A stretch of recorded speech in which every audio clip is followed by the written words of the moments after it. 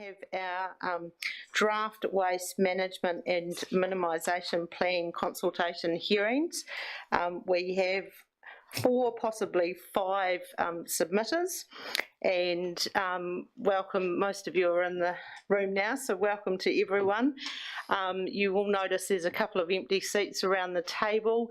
We have apologies from the Mayor, from Councillor Falloon and Councillor Mackay. So how this will work is we'll invite you up in order. You can then speak for around 5 minutes on your submission, and then we will allow about 5 minutes for questions from the councillors. After we have had the hearings, we'll break for our afternoon tea, and then we'll go into deliberations, and you're most welcome to stay if you want to listen to those. Everything has been live streamed, so you can go onto our Facebook page and watch it later if you'd like to. So our first submitter this afternoon is Brent Mclaren from Wastebusters. So welcome up to the table, Brent. Thank you very much. You just need to turn on the microphone so that people at home can hear you and we can hear you as well. Up to you. We're wearing them because we have to wear them with the public. Yeah, I'm more than 2 metres away from anybody. Yeah. So if you can just pop your microphone on, please. That's great. Yes, that's great. Thank you. And I push that button there to move on. Yeah, well, thank you for the letter and everything I received the other day. It was good to finally get some response with the business we've been in for the last 3.5 years since we took over Wastebusters, and the prior years before that. What a great service Wastebusters have done to the community, and we're still trying to do that with a lot of free services, especially in the recycling. And we make very little money out of our actual recycling lane, but it's a service we think that needs to be provided. You can't pick and choose whether you're going to do the ones like cardboard we make a bit of money out of. So you just can't do cardboard and forget the rest. You've got to do the whole thing. And also it attracts people into our yard to go into our shop, etc. And people bring their green waste and go into the shop. So I've been sort of 3.5 years ago when I entered Wastebusters, I was what I call 80-20. 80% burn it, bury it, I don't really care. And 20% we better do something just to make out we're doing something. In the last 3.5 years I've learnt how easy recycling is. And if the first person does it right, all the people down the line handle it. That makes their job easier.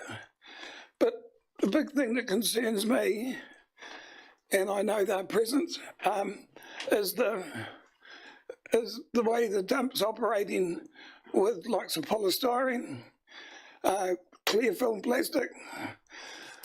I've devised a system that reduces polystyrene by 90 times, and not in weight, but in volume. You'll see up on the screen there now, I think there's 12 blocks of polystyrene, and they weigh 50 kgs each. And that 84 bags behind them is all fitted into that pallet. So that's the volume reduction we've got. And those bags come from a place called Zealand Horticulture in Belfast, and they bring all their polystyrene down to me because I am $5,000 a tonne cheaper than what's done in Christchurch. So we process it, and because of our volume of polystyrene, we don't grant enough to do it all on our own in respect of shipping it. So with my cardboard and my polystyrene, my clear film plastic, I deal with waste management in Christchurch with a man called Hugh McEwen. That we find brilliant to work with and makes everything easy. So we ship our cardboard and our polystyrene through main freight to Christchurch. We just sent a load of cardboard and polystyrene out this morning. And so at the end of the day, that is the biggest thing with polystyrene is turning it to where it can be made back into polystyrene, which is mainly Malaysia and China. I know waste management have got a process. They can only get 14 tonne in a 40-foot container.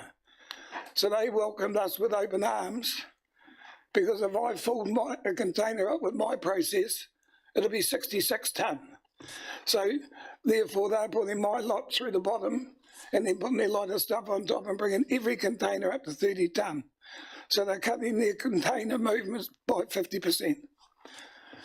To carry on, that's another lot that we did specially. The problem, we can't get it all into the squares, is that it's got to stay in the press I built to cure. Otherwise you take it out and it just explodes and goes into all funny shapes. So it stays in the baler for about 2 hours. In the meantime, I've made another process that comes out of the cooking machine, and I curl it into little trays, and that's the one on the left. So you can see the difference between being properly compacted at 770 kgs and at 780 kgs. So that one on the left, both of those were full high cubic truck and trailer loads. So there's actually 2 truck and trailer loads there. And so it makes it all the process much easier.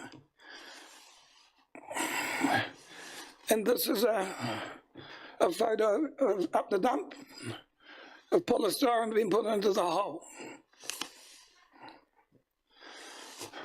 Also clear film we handle a lot of. We do a lot of seed cleaning outfits, and clear film is about $704 a tonne landed. I got to pay the freight. I get $704 plus GST for it in Christchurch. So, but there it is, once again, being put down the hole, sent to Cape Valley. It's not only the value.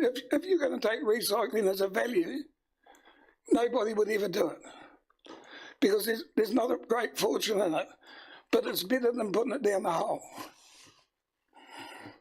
And there's another lot, and they call that contaminated. It will take my man about 10 minutes to pick that strapping out, and then it's very good clear film. And there's other problems we've got. That's my boundary that should be fixed. That's my boundary to the dump. I rent a section there, 23 Range Road, and that's the stuff that I get up against our fence and over our fence when it's blowing northwest. And all these things they're talking about curing the world and everything else, but obviously someone's not. That one there is the same stuff right down behind us, that old design line building is blowing down the road, and how much is blowing into the river. And all we hear all day about traffic on news and that plastic in the sea, we're right beside the river, and that's getting blown right down past our mainstream of our river. And sorry, Greg, but this is a photo of your operation. But I was disgusted when I drove past and saw that, and that was 3 o'clock in the afternoon. And 2 cases of crow's flies. The residents on Trevor's Road have got to put in special fireplaces to get consent for non-smoking and everything else. We've got an operation like that burning down the road. There's another service I provide is a rubbish and on-farm recycling. We've got 1,500 bins out there. Not all recycling, we recycle the silage wrap, as you know. And that's been an interesting time in the last month to 6 weeks. I've dealing with a company which 3 months ago, we were totally opposition. Within this period, in the last 6 to 8 weeks, we've formed a relationship with a guy called Neil Shaw, who is now the commercial manager for Plasback. And he's bailing. I don't know if you've seen it in the paper and the courier. We've formed a relationship, and all my stockpiles of plastic have been removed. Not all at once, but we're doing 2.5 days a week, about once a month, so we're getting rid of about 120 tonne a month. and that we've done the big part of it, and our main yard's gone. So, you know, so we've been in the recycling game, well, I have for 3.5 years, and we've got to improve our game. I think this food thing is a great thing. Don't get me wrong, I'm not here criticising that. I'm here trying to support that. But there's ways to go around it. Up until 12 months ago, I leased a yard at Hines, and I used to do all my green waste processing. I carted the green waste out of Wastebusters for 11 years. And I used to process it at Hines without using one bit of, not a big chew, I just put it in windrows and let Mother Nature do it. And then Greg has actually been out with his 20-ton digger and put a root rake through it and then let it settle. Within 12 months, we've got beautiful black compost. And the trouble is, with this town, we're not big enough. Or we are big enough if we work together. We're not big enough if we go out and try to cut each other's throat, cry each other down in public, which I get all the time. And I just want to work together for the goodness of the town. I'm 70 years of age in October, so basically I've got much time left to do what I want to do. But I believe it can be done if we combined all our green waste somewhere. But basically what I'd like today, or not today, but in the immediate future, is to set up some form of a committee that can approach this ideas I've got.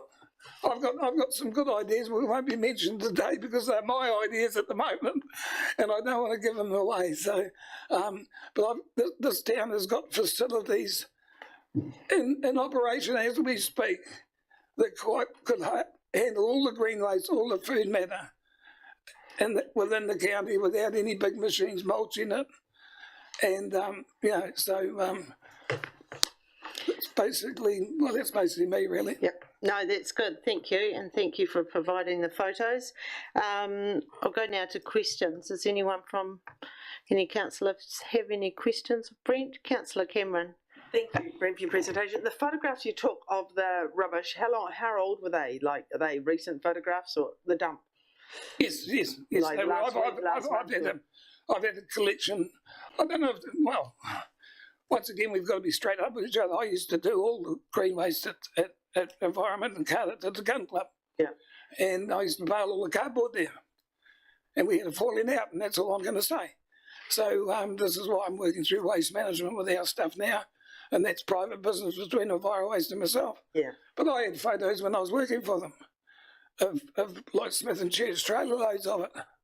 Okay. You know, and so. Thank you. Councillor Lethem. Thank you, Madam Chair. Could you go back to the first photograph there, Brent, if you would? God, you're asking somebody. Oh, no, I've got it. Yeah. I knew you'd be up to that. You're still younger than 70. You should be able to sort that out. I just wanted to be sure I heard what you said. That little box thing in the front there, Yep. Are you telling me all that stuff behind it was condensed down into that size? Correct. And that's polystyrene. That's Yes, polystyrene. no, I realise it's polystyrene. Yep. So if you can do that, why isn't everyone doing it? You probably can't answer the question, but Well, the two people that here I wish was here was Hamish and Neil, because they come onto my site because someone complained about my green waste heap, and it was totally. I was right in what the area I was taking up, exactly what I had consent for and everything else. Yeah. Can you just answer that question for us, please? Yeah. I was answering that question. Okay. Right. Thank you. I thought we were going on track. While Hamish and the mayor were on site, I showed them that process, and that's 2.5 years ago. So okay. I wanted to work with them, get their polystyrene from up the dump down to me. But it sounds expensive. But those people behind in those bags, I charge them $2,500 plus GST per tonne. So there's 600 kgs in that pot, in that pallet in front, 50 kgs each blocks. So the council, Craig Goodwin in his day knew, the people of Envirowaste knew what I was doing, and all the polystyrene I see drive past me when I'm up the dump going down the hole. And I object to it. No, so 50 yards down the road, we've got a process, and if you think you're going to get the process for nothing, I can't work for nothing. Thank you for that. One other question, Yes, of course. if I may. You had some photos there of a lot of rubbish blowing up against your fence. Yeah. Where does that all come from? Out of the pit, Envirowaste. Glenn rings up the man that's sort of yard foreman, that rings me up quite often to get permission to come onto my side to pick up the rubbish. Okay, thank you. Any further questions? If not, thank you very much for coming along today, Brent. We'll move on to our next presenter, so thank you for being here. Thank you. So next we have Ashburton Citizens Association, and the submission is on page 13 and 14. Donna, come on up, and you'll just have to introduce the other person you have with you, and just pop both lights on if you can, please. Absolutely. Thank you and good afternoon. Thank you for the opportunity to speak to the Ashburton District Council Draft Waste Management and Minimisation Plan. Apologies from Chair Greer Rickett. And it is my pleasure to introduce Sharon Breakwell, the recently elected Secretary of the Ashburton Citizens Association. While I first knew Sharon as a Tynwald Primary School netball teammate, you may recognise her as the Wastebusters Trust educator or the Ashburton Resource Recovery Site Manager. What you may not appreciate is with 30 years experience in the waste sector, Sharon has also delivered waste education programs not just across the Ashburton district, but also the Selwyn district. Sharon is currently performing an advisory role with the Selwyn District Council regarding the establishment of a new resource recovery store. After leaving the Wastebusters Trust in 2018, Sharon secured the role of manager with Sustainable South Canterbury Trust, where she had a 2-year tenure, witnessing firsthand the collaborative way that Timaru District Council and their community are working to minimise waste.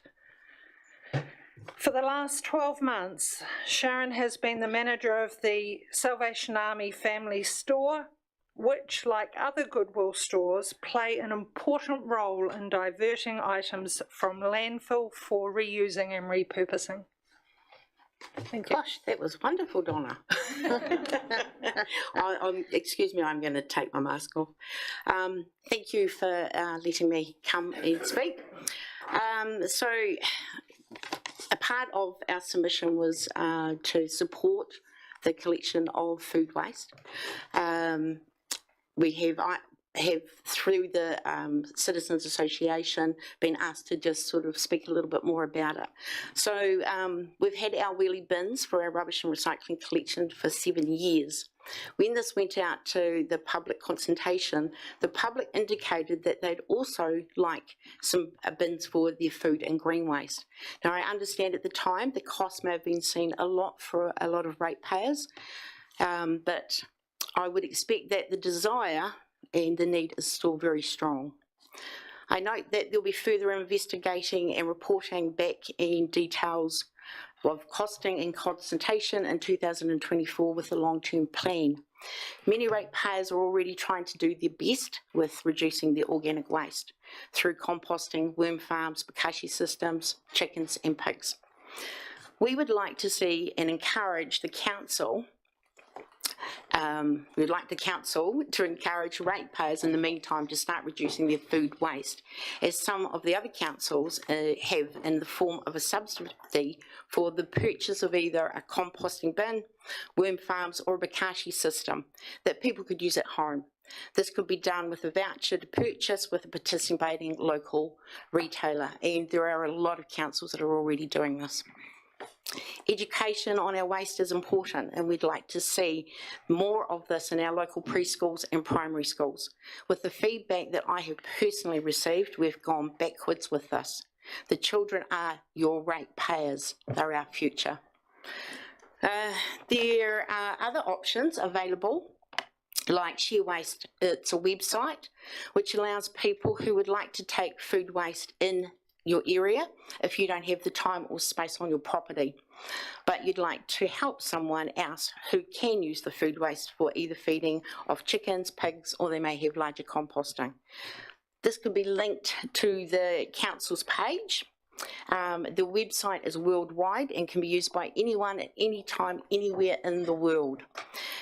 Auckland City Council is a big support of the website, and we'd love to see Ashburton District Council also become a part of this. And thank you. I just encourage all councils to have a look at the site. It's actually really interesting and it's very easy. And if you were travelling overseas and you still had some waste that you wanted to get rid of, you can link into it anywhere in the world. Thank you for your time. That's great, thank you. Donna, do you have anything else to add? Just a couple of things. In closing on our submission, I asked about the deadline, which is something I'd also expressed in a previous submission. The example I gave that the deadline was on Thursday the 23rd of June at 5 o'clock, a Thursday night before a long weekend, and I received confirmation and receipt that the submission had come in on Monday at 11 a.m. So just highlighting that. And also, under the section number 2, do you agree with the key issues of the draft plan? Under option C, we suggested a plan B. And I'll just read aloud that it was observed during the pandemic national lockdowns that curbside collections were not routed to Cape Valley, and we would appreciate council developing a plan B to have either a holding area or a local processing in case of civil defence or pandemic interruptions. Other than that, I think it's all covered in our written submission. Thank you. Thank you, and we have all read that. Any questions for either Donna or Sharon?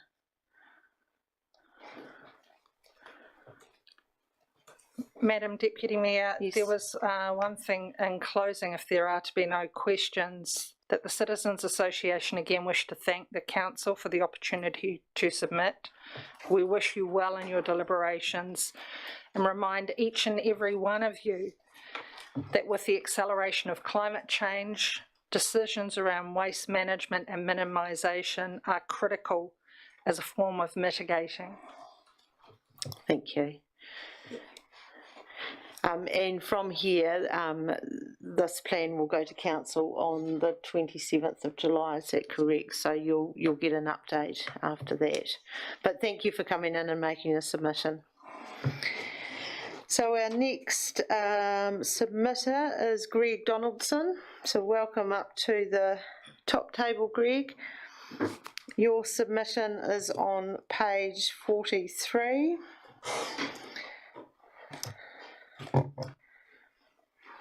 And I'll just get you to turn that light on and just go ahead, and again we'll just ask some questions at the end. Yep. No, thanks very much for having us along. Basically, I just wanted to give you an overview of what I've thought, what I've been through in the last 15, 16 years. I think Ashburton is handling the waste in general, whether it be Enviro Waste or Brent or myself, badly. We're all doing a little bit, but not enough. As Brent said, there's no money in being green, but we've got to do the right thing. But going back to how this will come around from what I'm doing is we were dumping and burning demolition. Craig Goodwin got us into the council 2001, I think, and said we need to do it better. And it was all the contractors, and I was the biggest contributor to waste, to commercial waste. So I come about what I've got today, and I thought it was the best way to get rid of green waste and timber and stumps and that, and turn it into something like power, and that was the full intention. But what's gone on as we've gone along, everyone, we've got the levy now, which basically they're treating us like a landfill. Of course, we got a resource consent, and as Brent's got on the picture, he got some discharge, but at the end of the day, it runs at 3,000 degrees and 99.9% clean when it's up and running. So you can take a photo anytime you like. But what's happening is they're treating us like they were told us to stop, taking it to ground. We were taking it to your recovery park. They kept whinging every time we started carting in there, even though we're paying our bills. They couldn't cope. It's just not big enough. But what is the point of taking stumps and green waste or demolition timber to Cape Valley? So we come about what we've got, and it's doing a pretty good job. There's thousands of cubic metres going through there, and we're even working for the government with biosecurity. But yet they're treating us like a landfill, so we're getting the charges.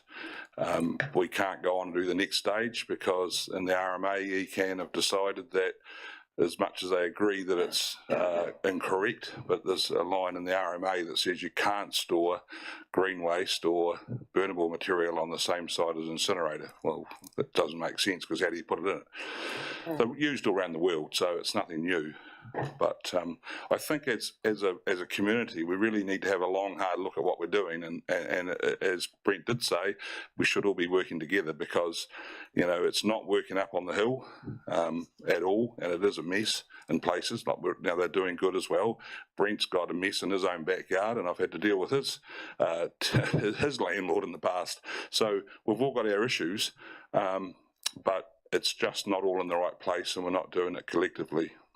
And, I would have liked to have seen the council own what I'm doing. The whole idea was to handle this material, generate the power, put the power into something in the community, or make the money out of the power and make it free dumping for everyone.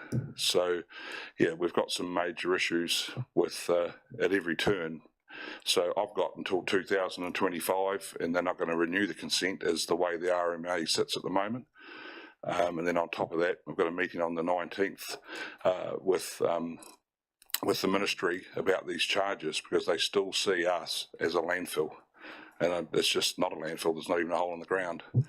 So, I would like council to look at that and think about that. I'm not, I'm a big boy, I'll look after my situation, but going forward, whether it's food waste or whatever, the whole thing needs a revamp. So that's basically where I'm at. Thank you. Thanks for that. Any questions for Greg? Councillor Rawlinson. Thank you. Thanks for keeping us up to date, Greg. I've always supported what you do because everyone knows around the table I firmly believe what goes through your machine is the way to do it.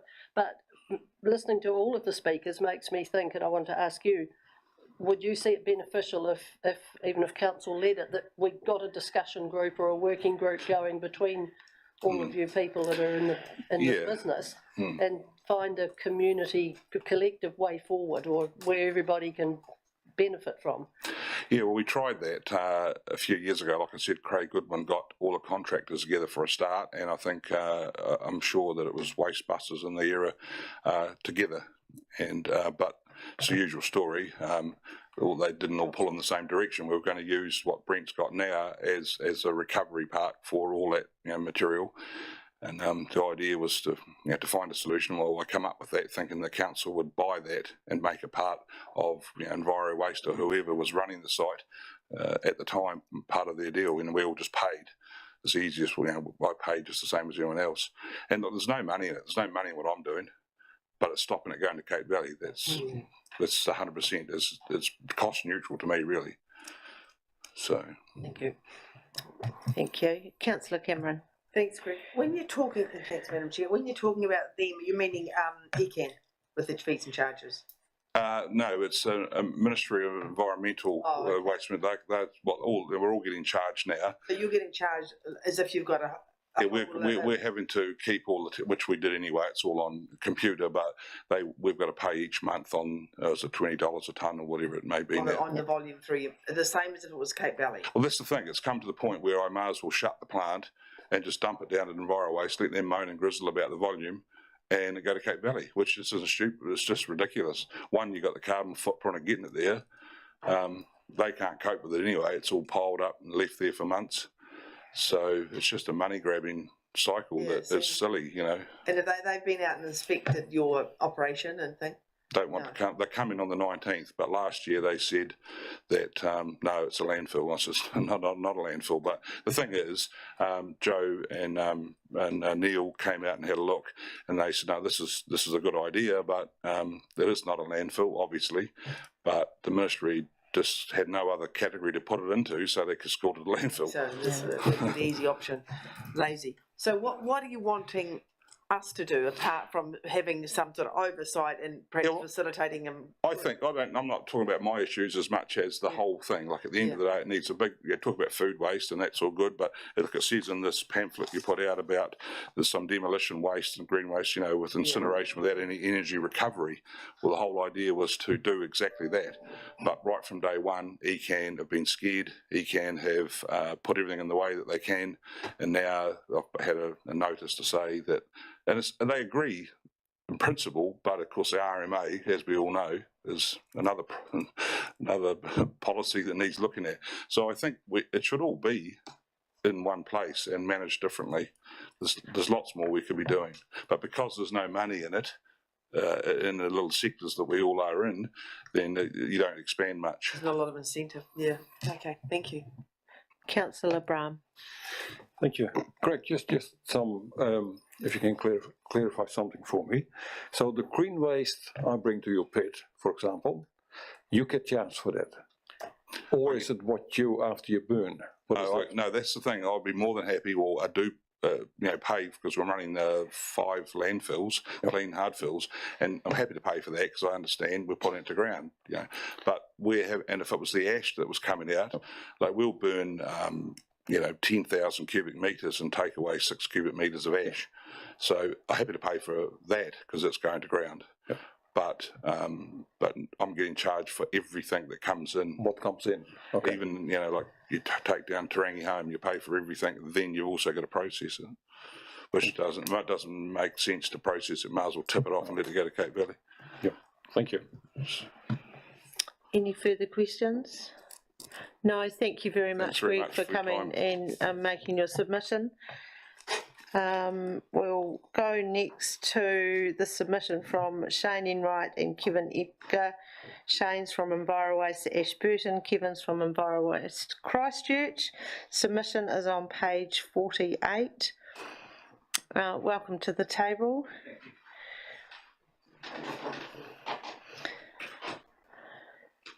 So you just need to put your microphone on so that people can hear at home. So there you go.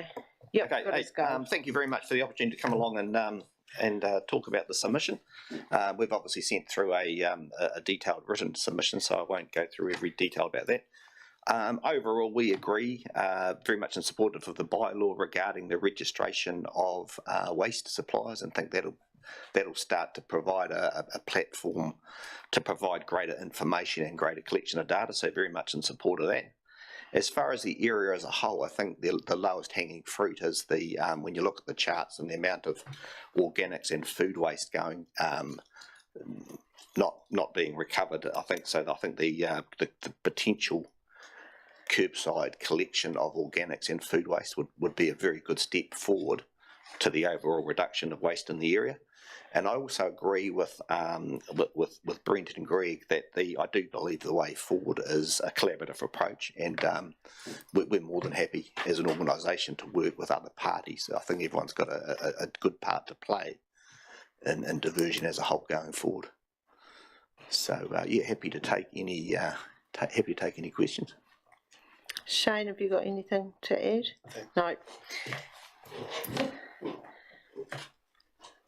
Any questions from councillors?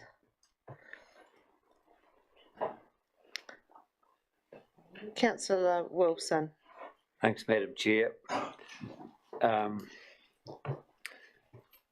Composting in Ashburton District or Ashburton Town, to operate a proper compost operation would be very difficult, wouldn't it? You get leachate and all sorts of stuff. Yeah, like we've just set up we're in the process of setting up a facility in Timaru for the three South Canterbury contracts. Now that's a process that there needs to be a certain amount of the infrastructure itself that we're setting up is about $4.5 million.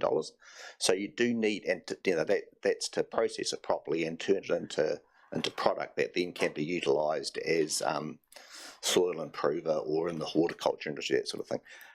So you do need a certain amount of mass to have a like a composting facility.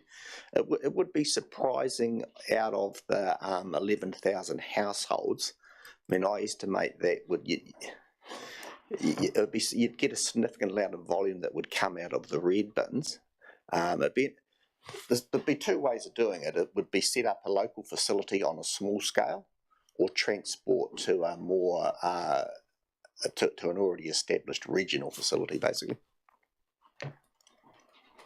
Councillor Lovett? I'm just going to ask about the end user when you're setting up this composting thing. Yeah. Lawn clippings, I know a lot of people have chemicals and that on lawn clippings. So how does that work within your system? So we get we through the facility we're running in Timaru, we get the sample of it done twice every by Ecolab. So we get testing done twice a month, like of a sample. We've got an offtake agreement with Canterbury Environmental, which is part of Temuka Transport. So they're currently using it for just spreading on arable land, basically. But it is being tested to the New Zealand composting standards, basically on a regular basis. And at the moment we're getting like a clean bill of health as far as the capillarite and that sort of thing goes.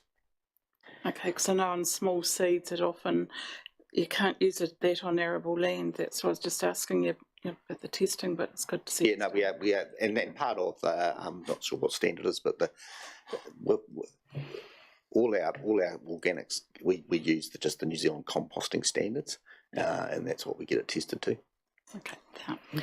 Councillor Cameron? Just a quick question on the management of waste. Currently, people put it in their red bin, their green or their compostable waste, and it goes to the Cape Valley where it's put into the ground. Yep.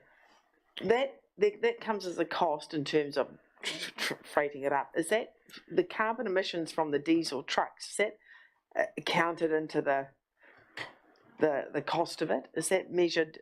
Do you know if that's measured when they're working out their allowances down here?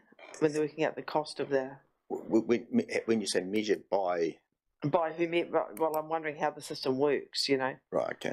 Because the transportation the cost of the transportation, just not the dollars, but the actual emissions, presumably would have to be added on to what's... Absolutely, the carbon footprint of doing it. And I suppose there's always a trade-off between, like there's the carbon cost of recycling something versus the carbon cost of the transport and the landfill, basically. Because presumably we could suck up a bit of carbon down here if it were... Yeah, I mean... like the cost of transporting it must be... And I would estimate that 40 to 50% of the stuff that is in the red bins could be recovered through a food waste and organic system. Well, they suggest 4,000 tonnes, I think. Yeah. So we, and we've just introduced a system in Mackenzie and Waimate. So they're brand new curbside services, basically. And right from the start, the organic, they've got a 4-bin collection, and the organics makes up sort of 40 to 45, even in the winter, is making up 45% of the total weight if you combine the glass, recycling, general waste and organics. Yeah, I suppose my point is, do we need to be as efficient as the Cape Valley if we're going to save on the carbon emission from the freight, the transportation of it? But I suppose you wouldn't get consent for the jolly thing if it wasn't. Mm. Do you understand what I'm asking? Or no, not really. Sorry. No. You're probably not the only one. But very much in the look, I think the whole measuring of carbon footprint and measuring of the transport route and what that is becoming a lot more to the fore. We work with an organisation, Toitu, who that's what they specialise in, is basically measuring. Yeah, because I haven't read anything in this report with the cost of the transportation other than the dollar, the overhead cost. Yeah. Thank you. Question from Councillor Wilson. Thanks, Madam Chair. Yes, I'd just like to explore composting. If the council do go to the green bin to take garden waste and kitchen waste, what sort of tonnage would we need to, and the area and money to set up a composting here, rather than, would it be economic to truck it to Timaru? Well, you have a Timaru option or Living Earth facility in Christchurch, which is part of the waste management facility. I can quickly do some. My gut feel you'd need probably 6,000 to 10,000 tonnes. Cost to set up, when the systems we use, and it's not the only system, it's called an environmentally compostable system, and it is scalable. Like a lot of the cost is in actual, it's basically a bunker system, and in Timaru we're putting in initially 6 bunkers, and then we can add bunkers on, still utilising the same thing. So that there is a system that is, like I say, it's about $4 million basically, and it is consented to do 27,000 tonnes. With Waimate, Mackenzie and Ashburton, it's currently doing, Timaru, it's doing about 22,000 tonnes. So a 6,000 tonne or 6,000 to 10,000 tonne system would be doable, but it would probably be it would be higher cost per tonne than a larger scale facility, I suppose is what I'm saying. But still certainly a lot cheaper than, the processing cost for organics in Timaru is, and I know it's not just cost, it's also is something like $60 a tonne, and you'd compare that to the gate rate at Cape Valley of 175 plus a transport cost. It's still, even on a lower scale, I think it would stack up well against the alternative of landfill. I've just got one question, and that's on you're saying that you support the establishment of a transfer station in Methven. Do you operate the Vaughan's Road site for green waste? Yes, we operate the green waste site and the drop-off facility out at Methven. Yeah. How busy is that? Because I know it's only open for sort of a few hours on a Wednesday and a few hours on a Sunday. Is it busy enough to warrant having something similar in a bit closer to town in Methven for people to use? Yeah, sort of, probably when it's probably Sunday's probably his biggest day when you'll get maybe potentially 10 customers, I think. So it's just sort of a little rolling volume in terms of this. So not huge, but a good little facility. And they're bringing out a trailer load each time? Yep, spring trailer loads or their bags and rubbish, bags of green waste, etc. Yep, great, thank you. I think that's all the questions. Thank you both for attending today.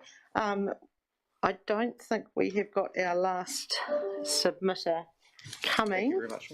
Thank you. So what we'll do is we'll just break for, sorry, I'm shouting into the microphone, break for 10 minutes and then we'll go into our deliberations. You're all welcome to stay for a quick cup of tea, and then we'll go into deliberations. Thank you.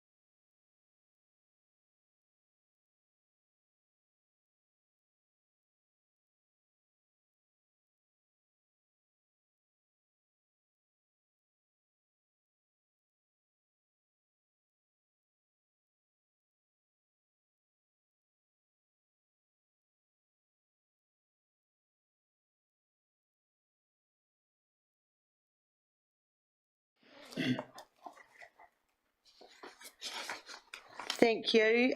So welcome back. We're now into our deliberation section of the Draft Waste Management and Minimisation Plan.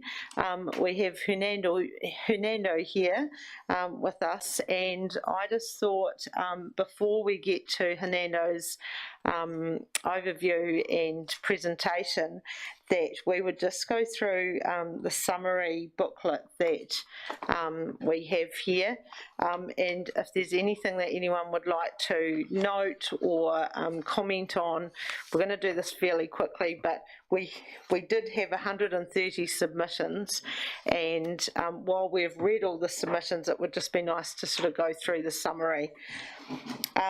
So I will start on page 5. Submitters that support a green waste collection service. So there was quite a number. Are there any comments or anything you'd like to note from these submissions? Councillor Wilson? Yes, like a Robin Burton. A lot of people are in favour, but they wanted to know what we're actually going to do with it. In our submissions, we didn't say what the result was going to be if we did collect it all. Yes, and that's something Neil may be able to cover that. Yeah, that's correct.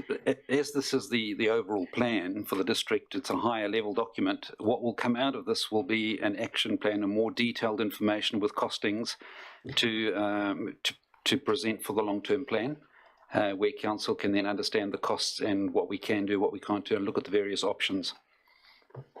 And I think Hernando covers this, but we had, out of the 129 submissions, we had 83 people who said yes to introducing household curbside waste and 40 no. So we'll go to page 6, Councillor Latham. Thank you, Madam Chair. Following on from what you just said, there were a lot of people in favour of it, but there were also a good number of those people who said they wouldn't use it because they're already doing something else. So I think we must be just a little cautious. I think it's either all in or all out. We can't sort of have a look at bit by bit. Yes, good point. Page 7, any?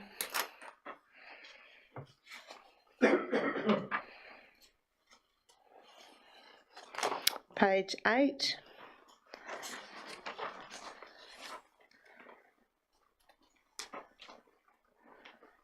And we've had some submissions from people who have obviously moved from other areas where they have had green waste bins and commented that they are good. Page 9.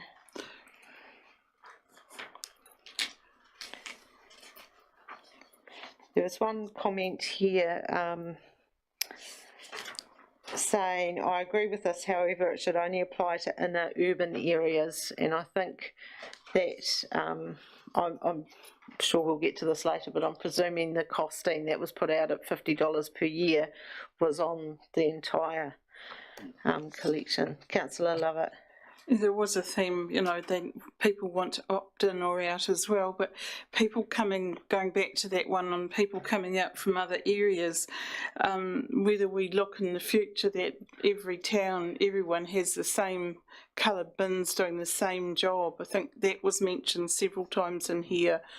If you move that one moving from Christchurch to here, our bins are different, and that we need to kind of look at that aspect going down the line. Neil? Yeah, that's something that's also been raised nationally to try and standardise recycling and rubbish collection across the whole country, and it's something we're all going to be considering going forward. So it is a standard sort of collection scheme in all the councils.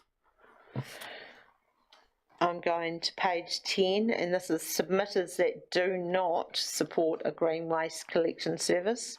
And many of these people either have chooks at home that are eating the scraps or they compost.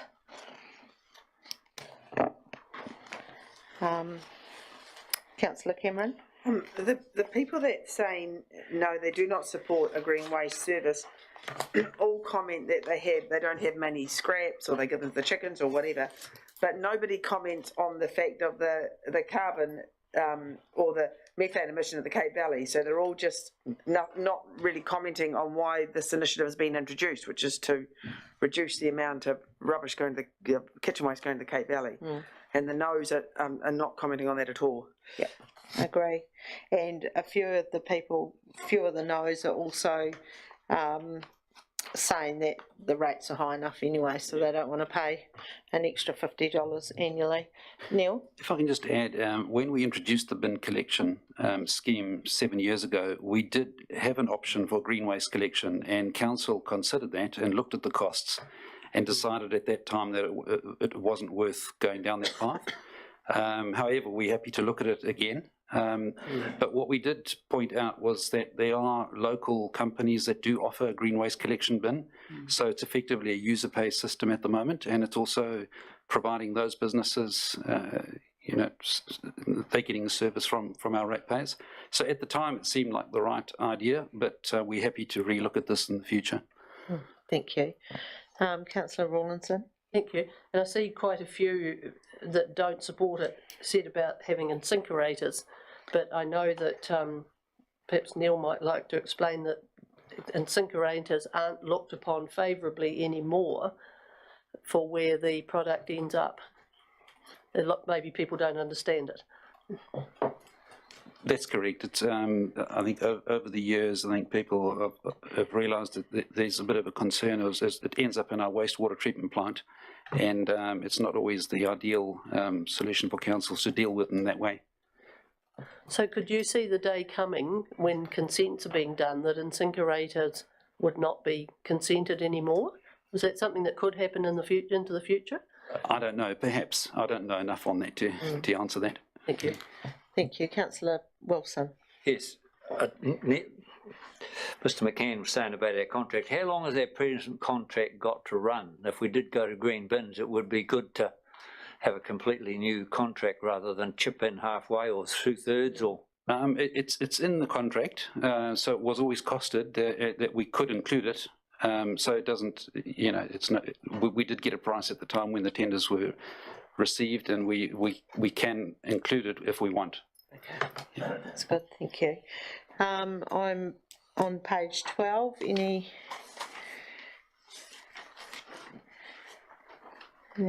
more comments? No. So we'll go to key issues. And do you agree with the key issues in the draft plan? And 54% said yes, 10 said no, and 36 not applicable. So we've just got general comments next. Anything that anyone would like to bring up?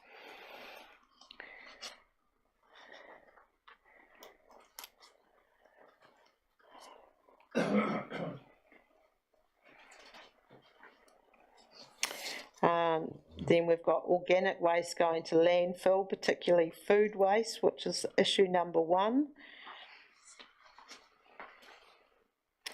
There's a submitter from the Lake Camp and Clearwater Hut Holders Association, which has come through. I guess that's something that will that come up with you later, Hernando?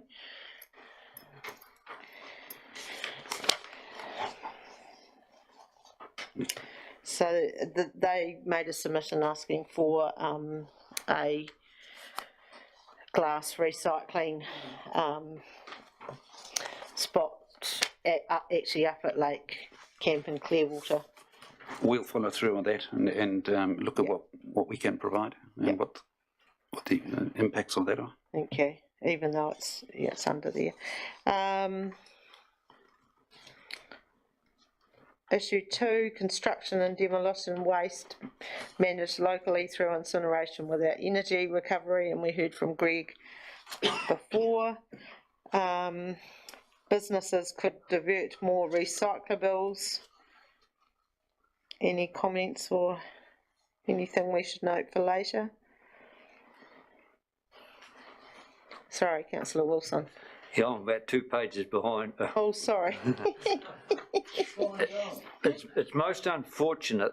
Some people do it well and they don't want to pay, but we have to go to the lowest common denominator. Unfortunately, that seems to be the way life works, that the good people incinerate and do the best. They shouldn't have to pay 50, but if you tried to make it that it was optional whether you collected it or not, the system wouldn't work. So it's sad, isn't it, that people that do it properly will be penalised for the ones that don't, but that seems to be life nowadays. Thank you. Councillor Cameron. You're up to issue 3, businesses could divert more recyclables. Yes, we're up to that. I don't know what that is because we don't have any measures here as to what they mean by that, but I think education is key to that. If businesses knew what recyclables they can deliver, I'm sure they would do, could divert, I'm sure they'd embrace it. Agree, thank you. Bottom of page 17, issue 4, rural waste streams.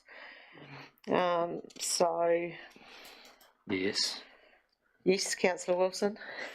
A lot of dairy farms, especially dairy farms where they have multiple families, are pretty good nowadays. They have those collectible bins, and they have glass and plastics and so on. They do a pretty good job to what my era, all in the sheep hole sort of thing.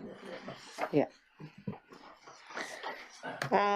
Page 18, charges at resource recovery parks, and there's a couple of comments on the transfer station, proposed transfer station at Methven, but that's obviously something that will come later. Yeah. Okay, I'll go to proposed actions, and do you agree with the proposed actions in the draft plan? 38% said yes, 17% said no, and not applicable said 45%, so I don't know if we're getting a really clear answer there. Page 20, general comments.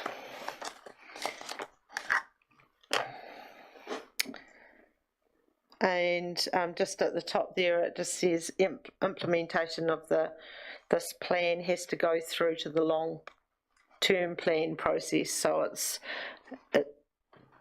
something that's going to be ongoing for a year or two at least. Curbside food collection, page 21. So again, lots of people asking for the opt-in, opt-out. Next page 22, and infrastructure.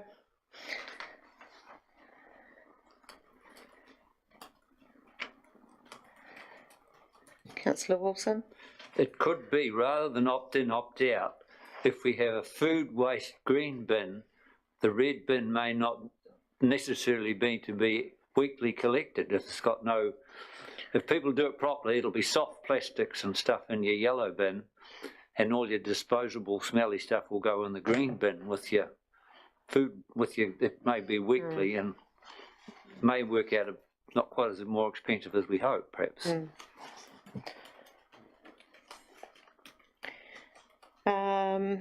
Any comments? Infrastructure, regulation, education, and there's been quite a few comments on education. And then just page 24, 25, 26 and 27 is just all general comments, and I think there's quite a few there saying that they'd like a green waste bin. Councillor Cameron. 2 comments. We had a submitted talk about, one was, well, I couldn't see it under other, so forgive me, Madam Chair, if I'm wrong. One was deadline for submissions. I think that's perfectly reasonable. If the council's closed at 5 o'clock on Friday, they have the deadline they get the weekend to do the submission, because a lot of people work and it's quite time consuming. So I think we should delay our submissions as a rule till the beginning of the opening day following, rather than the end of the week, which seems bizarre. The other thing I think the Citizens Association brought up, which I thought was a good idea, everything went to the Cape Valley during COVID pandemic because of the situation. I think was that correct, Neil? I wouldn't say everything. Some of the recycling was stockpiled But Yeah. certainly, in the collections, a lot of the recycling did end up in the rubbish. So But if we where could have a plan stockpile the B, glass? I thought that was reasonable, and if we had some suggestions from the submitters, that we have a committee to sort of try and see our way forward out of this business, perhaps that could be something that we discuss as part of that committee's mandate, is to a plan B, so that, because you're doing all your good work of years, if you're just flicking everything up to if there's a crisis, we need to have a plan B for that. Yeah. And I think we also need to measure accurately our whole carbon footprint line or flow in and out of the district, so that we know what we're sending up the road and what we're not sending up the road in terms of carbon. Yeah, what it costs. Can I just make a comment on about when the submissions are due, and that comment was also made for our annual plan submissions as well, so I'd say staff have noted that. Councillor Brown. Sorry, if I can just, Yes, sorry, sorry. before we go, the reference to all the rubbish went to Cape Valley certainly applied for the yellow bins. The yellow bins were treated like red bins.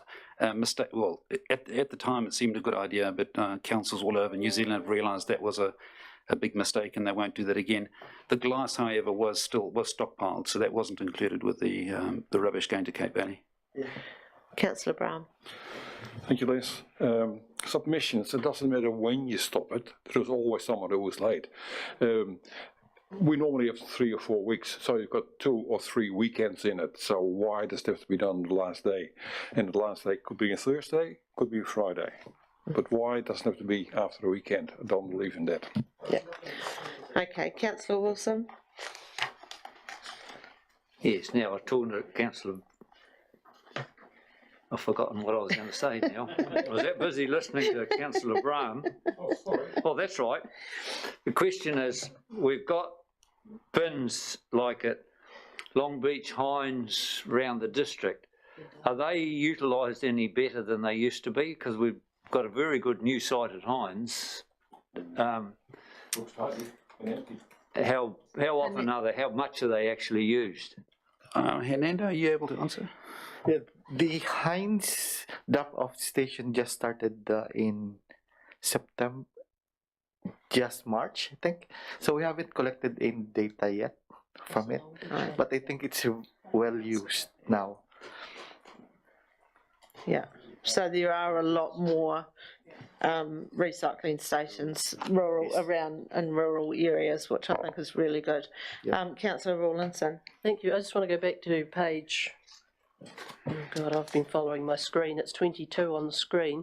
Do you support the proposed actions? And there's Peter Murray made a comment, a second comment, if each district processed a different type of waste, transportation efficiencies can be achieved.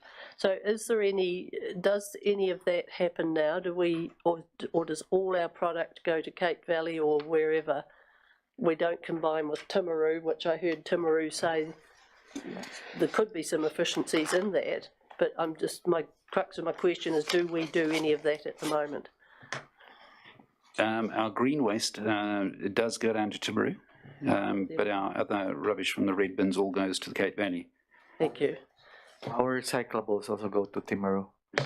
Yeah, all recyclables. Oh well, I've learnt something. Thank you. Yeah. Councillor Lovett. I'm just going to ask, we had one submitter about extending out into the country areas, especially Long Beach Road.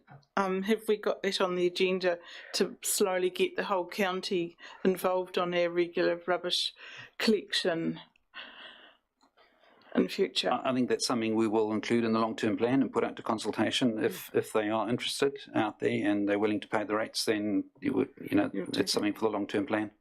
Yeah. And the other one, we had someone talking of education, wise rebates on boom farms or composting bins. You don't know if our educators talk about or have got that in their program at all. I don't know the detail, but I'm sure they do cover that. But I don't know in what depth. Don't know. We'll look into that. Should we be encouraging our citizens? Certainly we should. Yep. To start thinking about that. Yeah. And that brings me to another question, which Sharon Breakwell commented on was subsidies that some councils do for compost bins and bokashi bins, etc., worm farms. We'll definitely follow up with that and find out what other councils are doing and how they're doing it, and take advantage of that. Great, thank you. So that's the end of the summary document. I just thought it would be a good idea to go through that in case we didn't pick up anything in Hernando's presentation. So now we'll hand it over to Hernando, who will go through the presentation, and he's got some key questions that we will just need to make some decisions on through the presentation. So I'll just start with a very short wrap up of how we came about with this draft WMMP. So our WMMP 2016 needs to be reviewed as a requirement of the Waste Minimisation Act of 2018. So to comply with the act, we have to do this review, and the review started with the waste assessment last November, and the waste assessment was presented to you in a workshop in February, and during that workshop we did our vision, mission, and objectives and our goal setting. And then in March we had another workshop wherein we identified the action plans that responds to the objectives and goals that we have identified in February. So the action plans that were identified in that workshop was, how to use this? So the key activities that were identified in that workshop was put in a consultation document that came to the public for consultation. So the following are the action plans that were identified during that workshop. So for collection, we said that we will introduce curbside food collection, and this will be subject to investigations for the 2024 LTP. So if by 2023-20 we will be doing all the investigations, costings and everything, and it will be presented in the 2024 LTP if it will be carried. So another will be working with contractors and other providers and encourage the uptake of green waste collections, and work with ADC contractors to introduce user pay on property collection of reusable items, and extend council's household curbside recycling and collection to businesses on a user's pay basis. And also is to establish a working group with waste companies and businesses to improve and targeted services. So just go to a question from Councillor Brown. Yeah, just go on back if you can. It's not a question, but it's something I really like to see being done. It's the working group with the waste companies, and I think council should be leading. Yeah, that is for me the main thing. We have to lead and get all the companies on board. Yeah, I agree. Thank you, Councillor Lovett. The other thing too, you know, there's a lot of submissions here with people that they want the food waste collection, but they want it with the green waste. And I think would be foolish to go and just do the food waste, because people want to opt in and out of that. But most people, they wanted to have in one bin both green and food waste, and that's the direction I think we should be going, not separately. Thank you, Councillor Wilson. Yes, while Greg Donaldson's here, incinerating was always appealed to me in a way.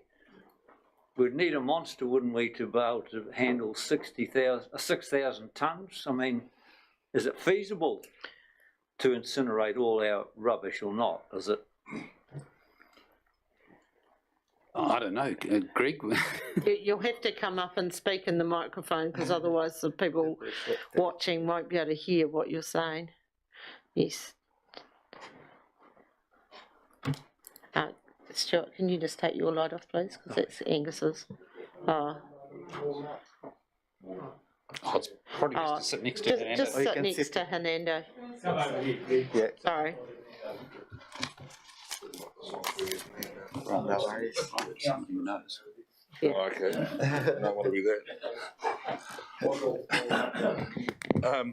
It has been studies done in the past for mass incineration, and that it's not just green waste and timber, it's everything. You know, nappies or plastics of any sort. But the problem was the plant cost so much. I think they looked at it on the west coast, Westport, and the material, New Zealand didn't have enough. They were going to barge it in from the islands. So that's why I chose to do it on a smaller scale to handle what I'm doing at the moment. But it can be increased, but it still can only do timber and, it cannot do plastic or anything like that. Great. Thank you for coming up and answering that. Did you have another? You have to put your light on if you want another question. Oh. What sort of tonnage can you handle, Greg? Sorry.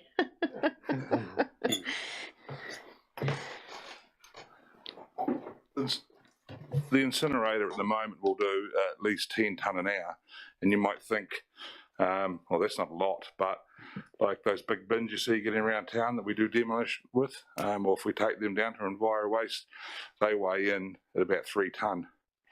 So that's 70 cubic metres for 3 tonne, so it's a lot. And we're doing 2,500 tonne of infected grass, and yeah, so we're burning 28 bales of that a day, and they're half a tonne each, plus on top of that green waste is going through at the same time. So, and it could have a bigger one. There's no limit to that. Have you got a quick question for Greg? Yeah. You mentioned, Greg, in your submission that there's no money in it, and that what you're doing, it's basically breaking even. If you had higher volumes, would there be more money in it? Or well, what I did was I tried to keep the cost down to prove that I could get the volume to make it viable to have the generation. So when I say there's no money in it, like what we're charging, like even sometimes the elderly people come in with a sack full of rubbish, we're not charging them or whatever. But what the bill I was receiving from up at the park, it was colossal each month. So now I might send $1,500 a year worth of stuff there. Yeah. So in a way, I'm making money out of it by saving, but as far as running it to the public, keeping the costs down to try and improve the volume, and I know Brent and Enviro Waste are still getting a lot, but if it all went to one area, you could be generating power for the pool and hot water and all sorts of things. That's right, yeah. Okay. Well, have you got a question for Greg? Well, basically, just to comment what Greg had before. Yeah. Of course, yeah, the big incinerator, you need 5 million people around it to make it work. The Netherlands, Amsterdam, we had them, and I've been here for 40 years. You just need the volume to do it. Yeah. No, that's good. Thank you. Right, we'll get back to the recap. Thank you, Greg, for coming up. So those were the action plans for collections. So the action plans for infrastructure was to provide a transportation station in Methven, and to continue to develop and improve the Ashburton Resource Recovery Park, and revise charges at the ARP on an ongoing basis. Can I just ask a question on the transfer station to Methven? Is that already in the LTP? Yes, it is in the LTP. What year is it in? 2025. 2025. Thank you. Councillor Brown. A question to you. I thought it was done already, or not? Where's it going now? So there's or Hernando can answer that probably. So we have a sorting facility in the corner of Line Road and Methven Churchy Road, and we have a green waste receiving facility on Vaughan's Road. So they're two separate sites. So we plan to bring in them together with a way bridge and a sorting facility like the one in Rakaya. Okay, so the two become one. Yes. Okay. So the Vaughan's Road one, which is probably a good 5 or 6 k's out of Methven, is the lease runs out shortly. So I think that's why it had been put in the LTP for that reason. And council does own land right beside the current recycling depot. Councillor Cameron. Just a question for Hernando. Continue to develop and improve Ashburton Resource Recovery Park. Does that mean make it bigger, increase capacity? Is that what that, or improve recycling rates within the park? Yeah, improve recycling. Not, or both? Yeah, modernize our equipments to be able to accommodate more in the process. And perhaps improve our ability to capture litter and stop it from blowing around so much. Yeah, the housekeeping type of thing. Yeah. That doesn't seem very aspirational to me as a goal for our recycling. Oh, it's the overall management of the site going forward. So it'll incorporate a whole lot of things that will feed into the long-term plan with actions for each year. Because if we take the green waste or the green and the food scraps, what are we going to do with them? Are they just going to go in a truck, and what are we going to do with them? Well, that would probably be trucked to Timaru. Because we have the same contractor as Timaru District Council, and they have just built a new facility in Timaru, which has the capacity to accept our volume. So for economy of scale, they want to bring it there to keep our costs lower as well. It goes back to my point, doesn't it? What are we doing? What's the motivation for doing it? That goes back to my point. How many trucks would we send down the road to Timaru? Like how many, say the red bin, is that 1 truck in Ashburton a week, or 5 trucks, or 20 trucks a week? Yeah, we will have to study the carbon footprint of transporting it and the methane generation if it... Yeah. It's certainly something we must consider and report on going forward, and it's actually a very good point to measure up. Well, I think it's the only point, to be honest, if we're doing it. Otherwise, we don't do it, you know. But it's that's our reason for doing it, isn't it? That's what motivated the whole review of the draft waste management plan, was to do that, minimise our waste. Yeah. Councillor Rawlinson. Thank you. So just a question of clarification in a way. So today I have learned that those green bins that my neighbour has, one or two of them do, that they put out on demand, are actually Enviro waste bins. Yes, they are. It's because my concern, not knowing that until today, was that if we did the waste management, the green waste, are we knocking someone out of business? But obviously we're not, because they're going to be getting the same stuff. So it's not only Enviro Waste. Other local companies do offer a green waste collection service. Regular Rubbish is one, for example, as well as with the drums. No, they've got a green bin as well. Oh, okay. Yes. That's because that's my one. I agree with what we're looking perhaps at doing, but I was concerned: are we going to knock somebody else a local person out of business? And that was our concern years ago when we considered, because there were local businesses who did offer the service. So going forward, we'll have to consider that as well. Okay, thank you. Councillor Wilson. Thanks, Madam Chair. If 6,000 tonnes a year was quoted as our total green waste, that'd be 120 tonnes a week, which would be, 3 or 4 trucks a week? So it's not a hang of a lot of trucks. No, how many tonnes a week? You'll need to put your light on if you're Well, if we got 6,000 tonnes a year, divide that by 50, there's 120. 120 tonnes a week to Timaru. So you get 30 or 40 tonnes of rubbish or that sort of stuff in a truck. No. How much would you get? You've got it totally wrong. Excuse me, I know I'm not allowed to speak after. I'll decide on that matter.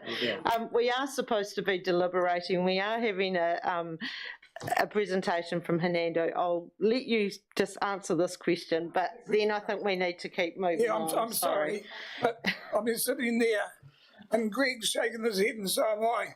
because you're allowed to have 35 tonne in the truck, there's no way in the world you get 35 tonne of green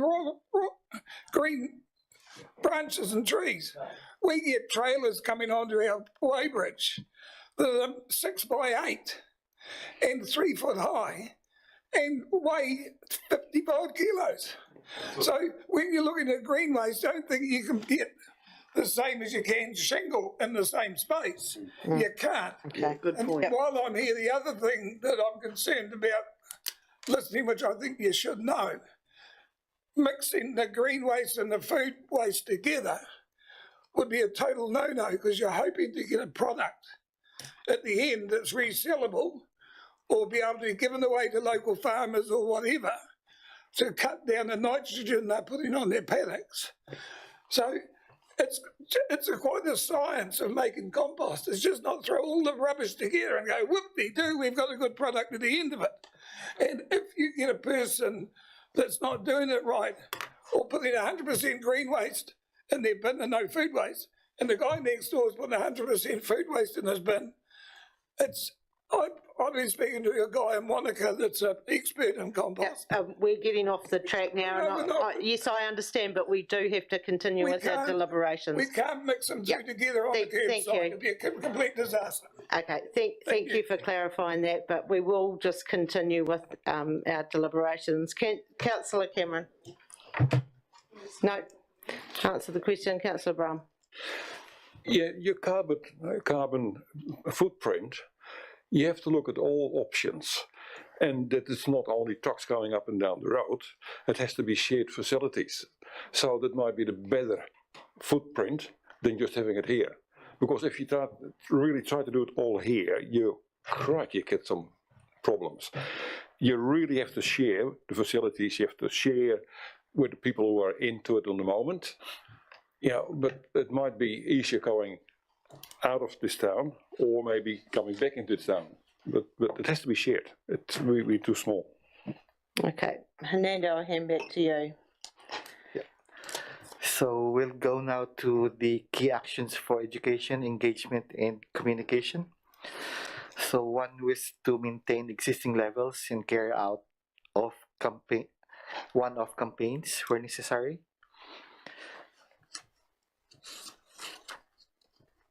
So that's the only action plan for education and communications. Yep, no, that's good. Any questions on that? No, we'll move on. So action plans for regulation is to implement the solid waste management and minimisation bylaw requiring operations to be registered.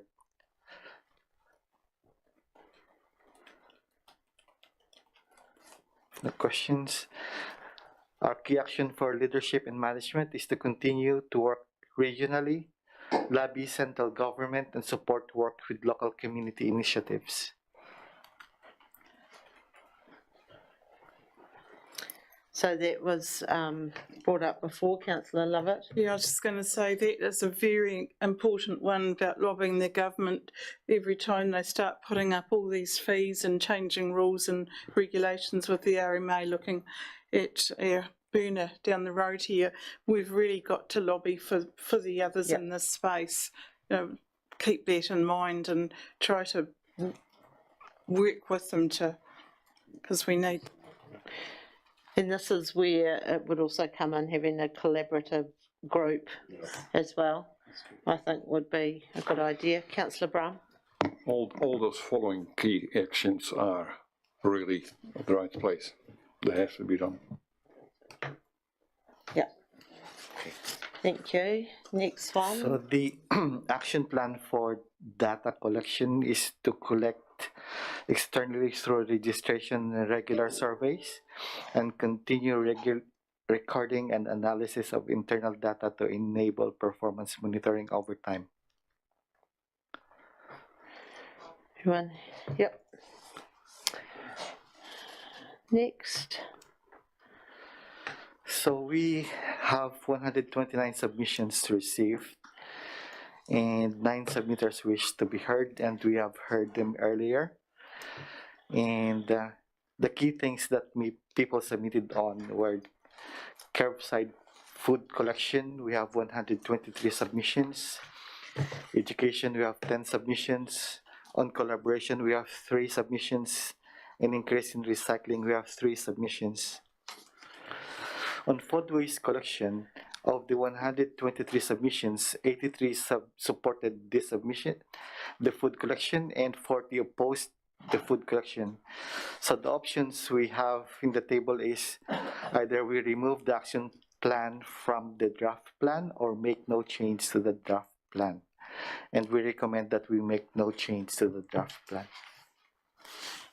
Okay, oh, Neil. If I need to speak to, yeah, so our recommendation is that we don't make any change to the draft plan because we believe what people have raised are certainly the issues that will be considered when we bring this to council. So if we are going to go ahead with the food waste collection, we'll have to look at what other councils are doing, what's possible. Is it 2 separate bins? Is it one bin? Is it user pays? You know, so all the issues that have been raised by the submitters will be considered in a report that will be presented to council with costs for you to then consider. Councillor Cameron. Through the chair, do we have a breakdown of what people wanted food waste and garden waste combined and what we've supported just food waste only? Because we've heard from one of the submitters that you can't combine the two. So No. Do we have that breakdown or not? So that's from the people that submitted asking for them to be together. Of the 183 that supported it, how many supported combined? Because I read quite a lot supported. I don't think we'd know that because it wasn't an option for them to choose one or the other. Some mentioned it, some but didn't. I don't think everybody's aware of that. But we'll do a lot of research on that before presenting it to you and find out what others are doing. And I think that comment from Mr Mclaren saying that you can't mix the two together is really important to note. So going forward as well. Yeah. Yeah, I believe it's something like a 20% maximum of food with the green waste, something like that. But we'll confirm that. Yeah, thank you. So is everyone happy to make no change to draft plan? Oh, anyone not? That's the draft plan we've got here. Yes. The April one. Yes. That's correct. Well, Councillor Wilson. just on page 10 of the draft plan, it's interesting, 42% of the rubbish is kitchen waste, which sounds phenomenal to me when you compare it to the general green waste. That's nearly half in weight is kitchen waste. That's right. And that's what we were told during our workshops, and that's has triggered this, so yes. So happy with that, yes, and move on to the next one.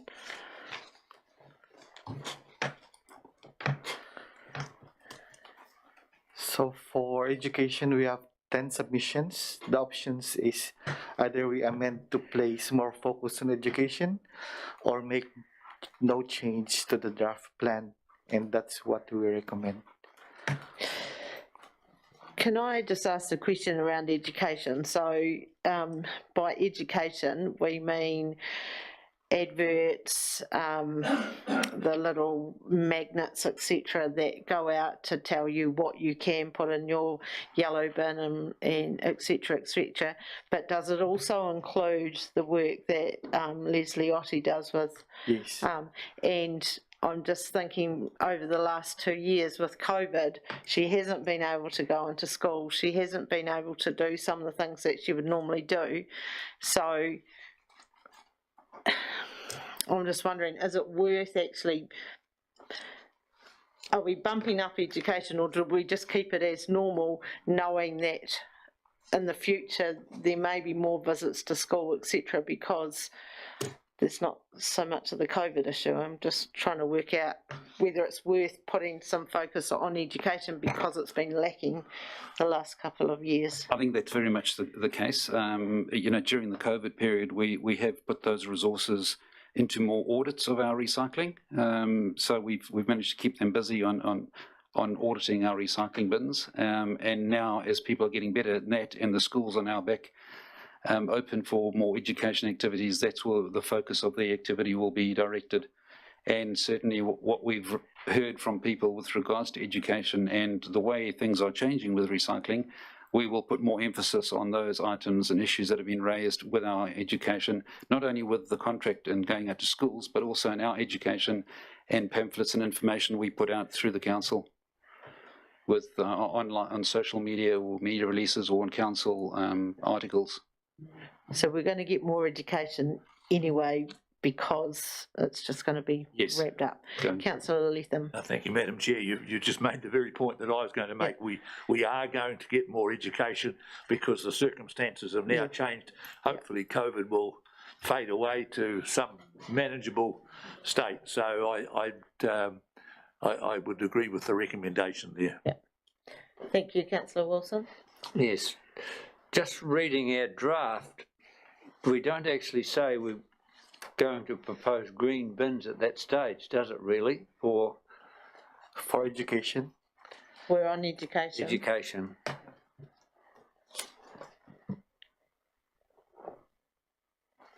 Okay. Did you want to make a point though? Is it from the last? Oh, okay. Yeah, righto, thank you. So just a show of hands, is everyone happy that we don't make a change? Because it hopefully will come naturally that we get more education. Yeah. Next one.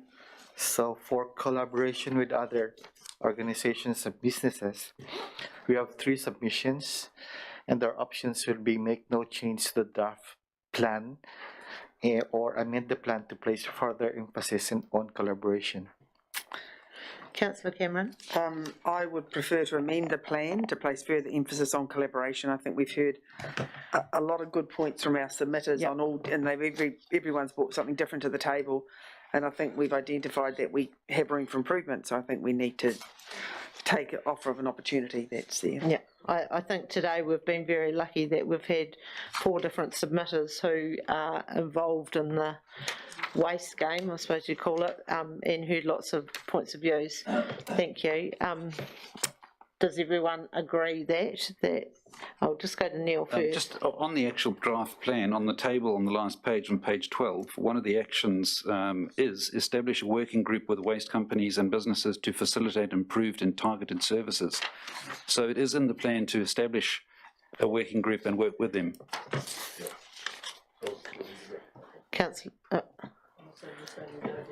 Councillor Cameron. I'm suggesting we don't need to change because it is included in the draft, unless you want to change the wording to...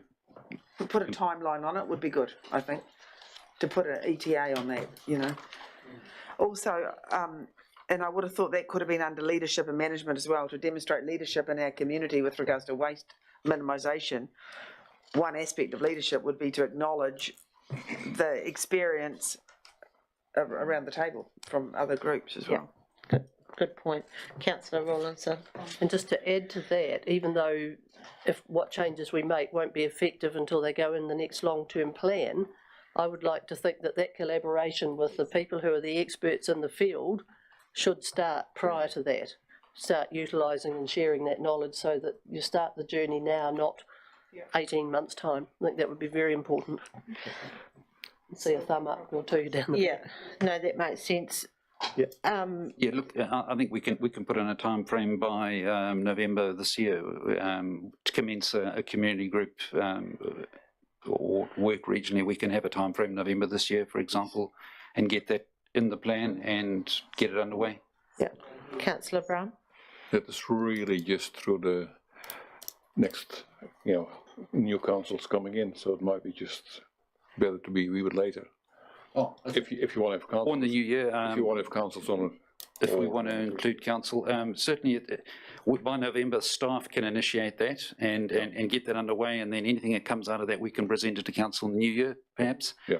Activity briefings or something we could feed through what's coming out of those meetings. Yeah, that makes sense. So we don't have to make any changes because it's in the draft already. Is that correct? We'll include a time frame by November this year, if that's acceptable. To me it is. Yeah. So you're happy with that, Hernando? Yep. Yes. Okay. Does everyone agree that we don't make any changes, but just have the timeline in there? That's in draft. Yeah.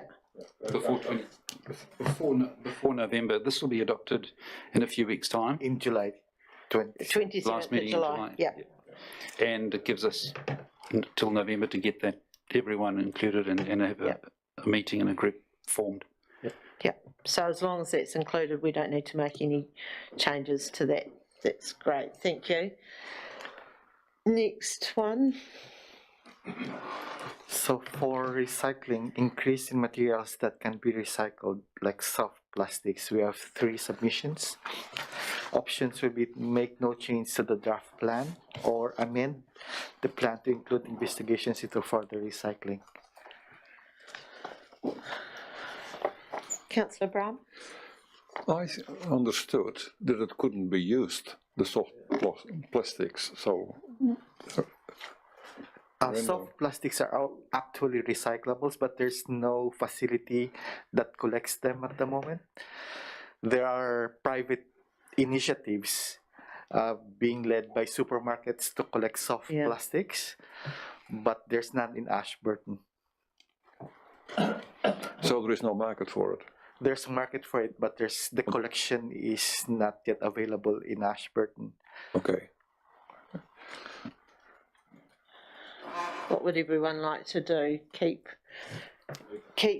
the draft plan as recommended, or further investigations into soft plastic recycling? 3 submissions. Councillor Rawlinson. In our ever-changing world, would it not be wise to allow the fact to investigate if there was a need? Because, you know, rather than just make no changes. Because I remember that when we used to be able to put the plastics in the recycling, and of course then it got taken out. And myself the other day, I've taken plastic up here to the park and been told, no, take it home and put it in your red bin. And I put some plastic in the red bin the other day, and when I went to bring it in, it's been all separated out and left in the bottom of the bin. So, which made me ask, what am I meant to do with it? So the people who are doing the picking up the bins are obviously decided no, they weren't taking it. Oh, that's odd. So I don't know what the answer is. Yeah. Councillor Cameron. I support Diane's comment that obviously, I mean, it's not black and white, is it? There's ongoing research into recycling as we go through life, isn't there? It is a changing environment, and the market has been dictating. So at the moment, we're only aware of the supermarkets did do the soft plastic collection some time ago, and then they stopped it, and now we believe they've started it again. But we'll have to just monitor it and just, if we can, collect it and I mean, if we go ahead and have an advisory group, we could have a supermarket representative on the advisory group. Yes, so it's changing all the time, and we just got to keep abreast with all that. So does that mean that it should be included in the draft plan? I'm just trying to find where it is. Yeah, I can't see it.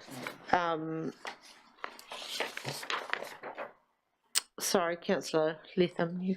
Thank you, Madam Chair. If we make no change to the draft plan on soft plastics, don't tell me we're not going to keep an eye and an ear open to what's going on in the world and being aware of changes and whatnot.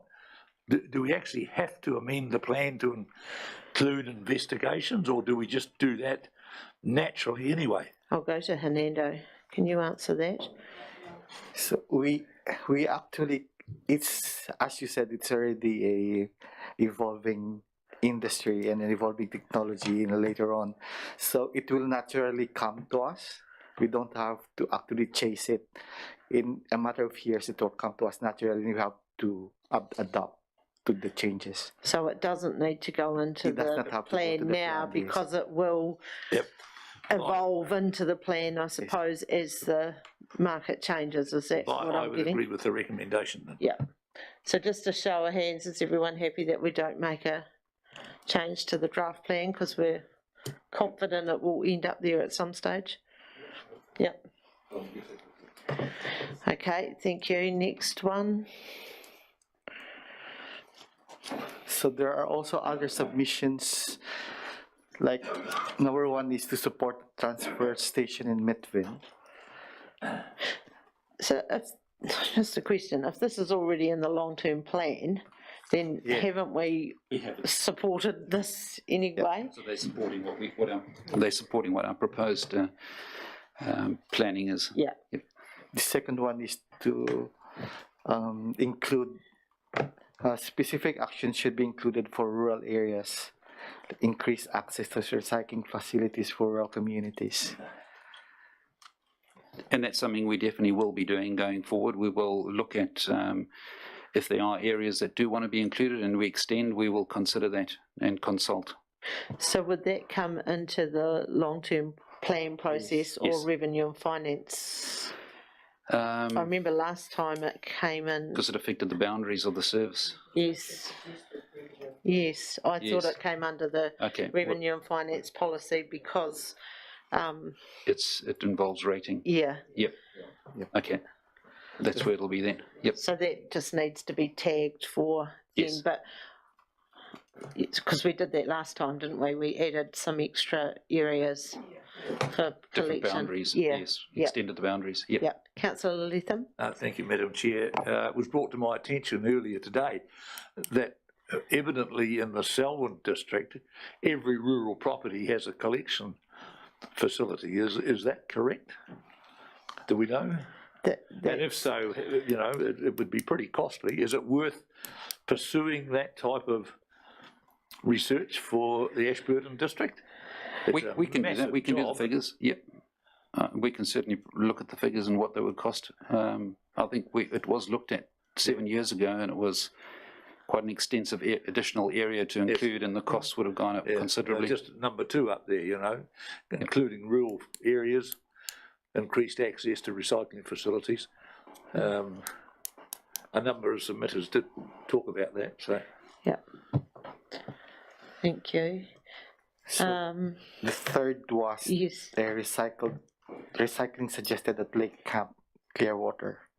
I think this is something that really should be looked at. I go up to Lake Camp just after New Year for their AGM. I think it's usually on the 2nd of January, and those bins are overflowing, and the majority are beer bottles chucked in the skip. So I think they actually sent through a photo in their submission of one of those big sort of recycling bins where you throw it was mainly glass bottles, I think. I don't know how we put that in there, but I really do think we need to look at that option. We'll definitely follow through with that. Yeah. Yep. Is everyone happy with that? Yeah. The fourth one is the extraordinary inorganic rubbish collection in Ashburton. Now, these are collections that other councils over the years have gradually phased out. So it's where people put all the unwanted washing machines and furniture out on the footpath, and it gets collected, and the council collection picks it all up. That's been phased out for various reasons. Was abused, and also for health and safety reasons for the contractors. So generally this doesn't happen anymore, and we would be suggesting against this, and I think it has been raised before, and councils have considered it and decided not to. So it's just a repeat request for the same inorganic collection. I don't know if anyone's familiar with them. Have you seen them in other councils? Probably years ago. You won't see them nowadays. Thank you, Councillor Lovett. I'd actually have to say I support it, because you hear a lot of people saying they've got stuff that they haven't got the means to take it to the dump, and especially older people, it just sits there and collects up over the years. And, once a year just doing it, it's doing people a service, doing them a favour, and it's cleaning out a lot of junk which families at the end of the day have to clean out of a lot of old people's homes. And it is a big cost. It is a big cost to the whole district. But it's a lot of rubbish. Good service. Anyone else think? Councillor Brown? Yes, there are enough guys around town with skippy bins. Yeah, you can hire them and they will bring it away. Yeah, thank you. Councillor Wilson? Isn't you talking about washing machines? You take it to the dump for nothing though, don't you? Yes, yeah, sorry, I mean old sofas and just general rubbish that people just put out on their footpath and would be collected. Yeah. If you can take it down there for... You're right, washing machines, they will, Yeah, yes. yeah, yeah. That's things that can be used as scrap collection, but I'm generally referring to other rubbish, old furniture, probably old TVs and that sort of stuff. Yeah. Councillor Rawlinson? Thank you. And yeah, I believe people have to take a responsibility for their own items like that. And I know can be difficulties for older people, but as somebody said, families have to get in and clean it out when they're no longer there. So I agree with taking it out. But in saying that, occasionally I've seen a decent couch or a chair sitting on the footpath, or somebody's renovated and they've left a bench and a sink sitting there, only sits there for a day and it's gone. Yeah. Somebody's come along and said, I need that. So, but, in the cities you see a lot of that, but we traditionally don't here, and hopefully we never see it on a large scale. So everyone happy that we don't add that? Yeah, okay, thank you. So, number 5, there's a suggestion for council to partner with voluntary organizations or businesses to support families to develop the skills to compost as a lower cost alternative. Does Eco Educate run that? Yes, so that'll feed into our education, yes. Yeah. Yeah. So everyone happy with that? And last was to investigate processing waste locally in partnership with neighbouring councils. So that is with the food waste going down to Timaru? Yeah. What other examples? And basically any other initiatives that come up, we do coordinate with the neighbouring councils where we can, and I think this is just suggesting we do that, but we basically continue doing what we're doing now and looking at opportunities to work with neighbouring councils. It does make it easier when EnviroWaste manage the other neighbouring councils at the same time, so we do look at efficiencies of scale. So we are also a member of the Canterbury Joint Waste Committee, and we are also sitting at the Canterbury Mayoral Forum Waste. So we are actually doing this at the moment. Yeah. Regional. Yes. Thank you. So where to from here? So we will have the bylaw finalization and the draft bylaw the 27th of July for adoption. So it'll be finalised from what we've suggested today, and go to the council meeting on the 27th of July for adoption. So the plan is adopted, but anything that is, we have to wait to the long-term plan before most things are implemented, is that? That's right. If it's a change of service, it'll be the long-term plan. If it's a level of service or change, then it's definitely the long-term plan. If there's any other initiatives that come out that are just a course of business, we'll implement them, as soon as we can. Yes. So that's the suggestion of the collaborative group? That's correct, which will be before November. It'll be started before November. Yeah. Thank you. Councillor Wilson. Thanks, Madam Chair. When we come out with that plan, we're going to have to decide what we're going to do with the green waste. If we bring a green bin in for garden waste, as Brent says, when you think about it, that's right. You get a trailer load of nothing. Well, unless we had a chippy machine, or what are we actually going to do with it? Are we going to get a lot more at the waste transfer station than we do now? I take my sticks down there, or the lawn clippings and stuff. If we're going to get twice as much, well, most likely won't.